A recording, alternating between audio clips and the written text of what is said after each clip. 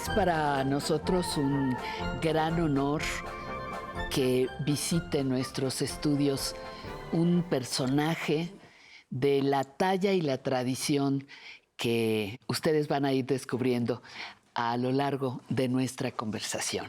Damos la más cordial bienvenida y nuestro más sincero agradecimiento a don Andrés Ataide. El apellido creo que dice todo.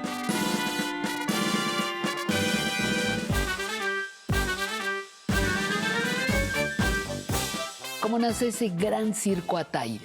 Bueno, originalmente mi abuelo y sus hermanos eran de Zacatecas, no eran de circo. Pero mi abuelo, que era el mayor de ellos, de sus hermanos, una vez que pasó un circo por ahí, se fue con el circo. Eso cuenta la historia, contaba él. Cuando yo, el papá, andaba de viaje, creo que se dedicaba al comercio, no sé, encontró con la novedad que el hijo se había escapado. Se había ido. Pero lo fue a buscar, lo encontró y lo regresó otra vez a su casa. Pero al muchacho no se le quitaba la idea, le gustó el circo.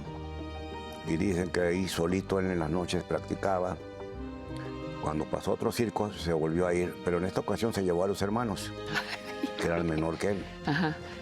Ahí ya su padre no los encontró, pasó el tiempo, hasta que él ya habló con su papá y dijo, estamos en el circo, nos gusta mucho el circo y vamos a hacer el circo.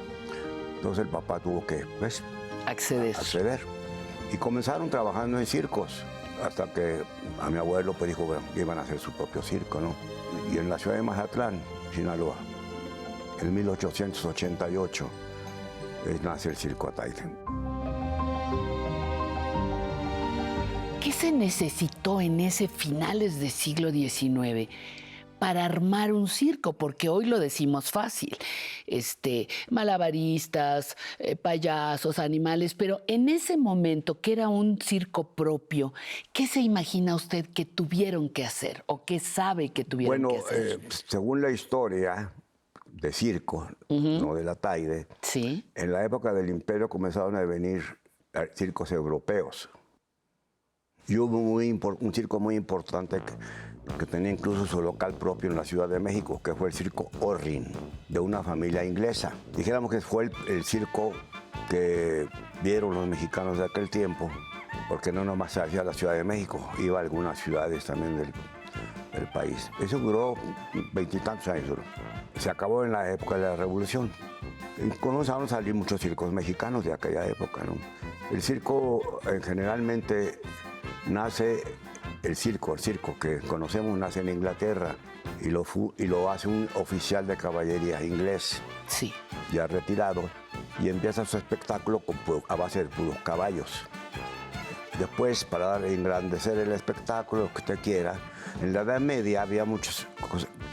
En las ferias de aquellos tiempos, en aquella Europa, había actos de circo de aquellos tiempos, ¿no? Un malabarista, que manejaba osos, y este señor inglés, para hacer grande su espectáculo, comenzó a reunir todos esos diferentes tipos de actos.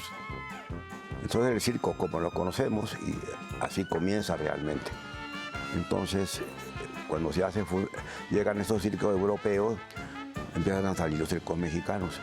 Y hubo antes de la Ataide, pues hubo circos importantes mexicanos también, pero no duraron tanto tiempo, ¿no? ¿Qué recuerda de lo que el circo Ataide fue para su vida, ya en su historia personal? Pues de Usted niño, nace dentro de un circo que estaba vivo, ¿no? sí, yo nací en San José de Costa Rica, Sí, porque el circo andaba de gira. andaba de gira. Ajá. Pero esa gira duró 20 años. Yo llegué a México de 15 años. Hasta los 15 años conocí México. Así que entonces pues me quedé en Sudamérica realmente. Ajá. ¿Qué México encontró? Pues muy bonito se me hacía. ¿Qué año era más o menos?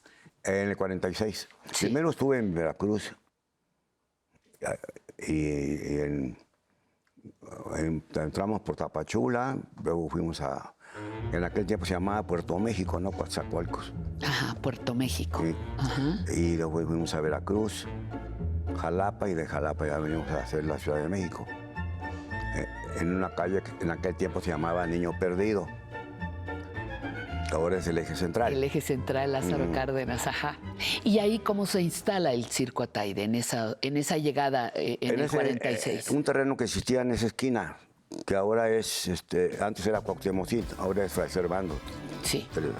De ahí arrancaba San Juan de Letrán, que es la misma calle, pero se llamaba San Juan de Letrán. Y en aquellos tiempos San Juan de Letrán era el corazón de la Ciudad de México prácticamente. Los teatros, los cines, hacia algún ladito los cabarets de aquel tiempo. Sí.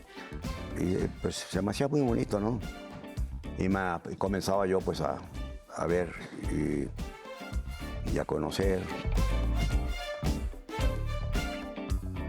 Cuando llegó el circo a México, en esa vez ya, el circo mexicano, que había sido muy bueno, estaba un poco en decadencia. En primer lugar porque en aquel tiempo los circos se usaban, y ahora otra vez lo usan, pero en aquel tiempo se usaba cobrar 2 por 1, luego hasta boleto familiar, ¿no? Y se estaban en mucho tiempo en cada lugar. Entonces mi padre y mi tío, porque ya mis otros tíos fallecieron antes, entonces ellos, después de ver el éxito que tuvieron en la Ciudad de México, dijeron, a ver, vamos a intentar el otro año. Y nos vuelve a ir a mamá, porque en un principio dijeron, bueno, a ver cómo nos va y nos regresamos a Sudamérica, porque estaban muy hechos a Sudamérica, estaban muy hechos allá. Y cuando mi padre se dio cuenta ya cómo era en México, pues, porque él salió de México muy joven. También muy joven. Muy joven. Cómo era el país y cómo era, entonces ya vamos a hacer la Ciudad de México cada año. Cambiando programas, trayendo diferentes actos y cada año y cada año y cada año. ¿Y se iban a Sudamérica o a otras ciudades de México? Ciudades de México.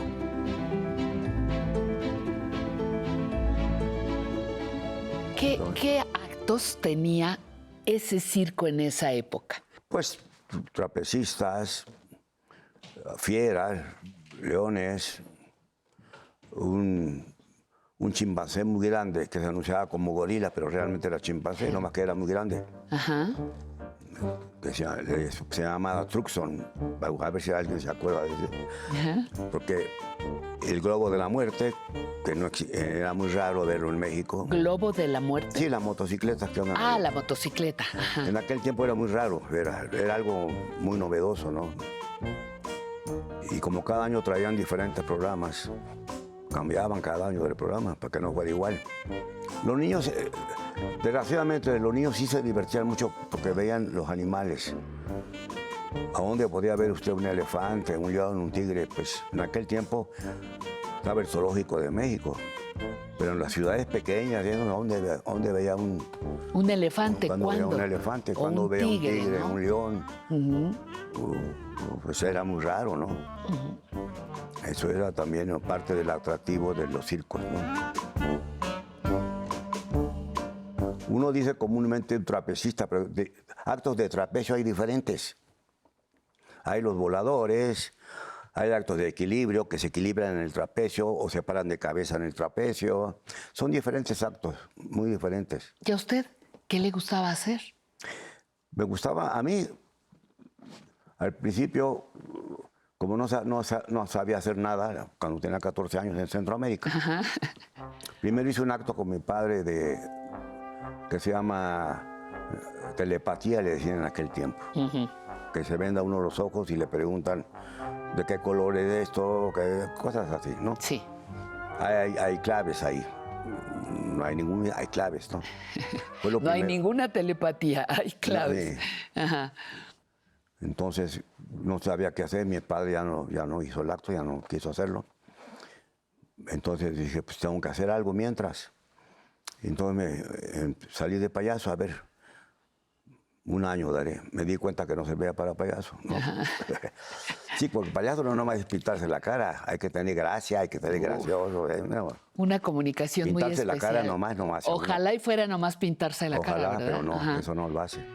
Empecé a enseñar malabares y fue lo que más hice. Incluso en el año 51 fui a Estados Unidos a trabajar con el acto, con mis compañeros, a un circuito americano allá. Nomás para ver, para aprender cómo era allá. Después ensayé acróbatas que me gustaban también. Pero nunca me distinguí realmente como artista. Hay que practicar lo que quiera hacer. Ajá. El acto que quiera hacer, pero hay que practicarlo. Pues hay que practicar todos los días, ¿no? Pero mi padre desde muy joven me empezó a meter en cosas de oficina, ¿no? Desde vender boletos en la taquilla hasta ir a pagar impuestos, desde muy joven. La parte administrativa propiamente. Sí, porque en aquellos tiempos el circo no era todavía una empresa constituida así. Era Sí. familiar, pero no. Entonces el impuesto de Hacienda se pagaba todos los días. Y todos los días hay que ir a Hacienda a pagar. Y ya le empezaba a tocar a usted esa labor. Desde que tenía 16 años me tocaba hacer eso. ¿Qué es ahora el Circo Ataide? ¿Qué ofrece hoy el Circo Ataide? El Circo Ataide cerró sus puertas a los 135 años. La empresa ya no está. La empresa como tal cerró, Ya. bajó Ya la se- cortina, ya, bajó yes. la carpa. Se acabó. ¿Hace cuántos La empresa. años? 135 años activos. así. ¿Hace cuánto? Pues mire, prácticamente el circo lo dejamos de trabajar en el 2013. 2013. Pero el circo era dueño de la Carpa Astros, la empresa, Ajá. Allá en Tlalpan. ahí en Tlalpan. Y como Astros, la Carpa Astros siguió trabajando con espectáculos diversos, musicales y no todo eso. Sí. Hasta que ya terminó se cerró, ya se terminó la empresa, se vendió Astros, ya no es Ataide y se vendió. Y se acabó. ¿Qué planes tiene usted personalmente para los siguientes años? Cuénteme. Oiga, los siguientes años me la pone usted muy larga. Yo espero que si llegó a estos que hoy tiene, puede tener No, pues muchos sigo más. viajando cuando puedo con mi esposa. Sigue viajando. Sí. Ajá. Ya cuando podemos seguimos viajando. Últimamente íbamos mucho a España, a un festival también, que me hacían el honor de ser parte del jurado también. Cada año iba. Fui de jurado a La Habana muchas veces. El circo se ve de afuerita y la gente siempre tiene una idea de lo que es el circo y pues no conocen realmente lo que es el circo, ¿no?